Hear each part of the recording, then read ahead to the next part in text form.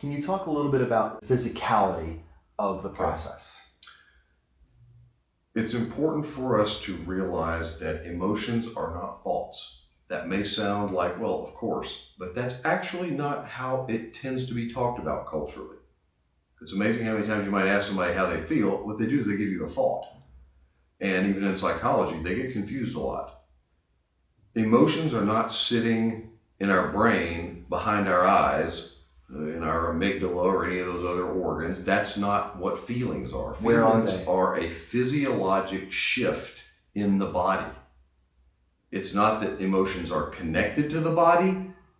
It's not two things that are connected. It's the same thing. An emotion is a physiologic shift in our system at a cellular level. Blood vessels tighten or loosen. Heart rate goes up or down.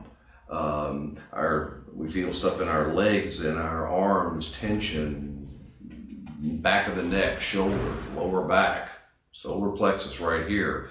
Our language betrays this all the time. We talk about something gave me a knot in my stomach. I found something really hard to swallow. How did these languagings ever evolve in our English language? Because they're reflective of a deeper truth that we recognize at some level that it is a physiologic thing that I'm talking about. Throat tightens and gets stuck when we feel anxious and afraid, or right here a knot, or the lower back when we don't feel safe, things like that.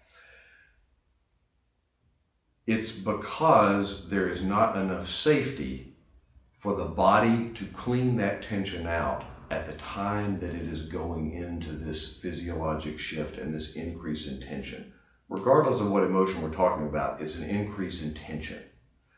The body knows how to move through that, but only if it's safe enough to do so. That's so often not the case, and especially when we're young. And in the families and cultures we grow up in, we learn very quickly what we can share and feel in another's presence and what we can't.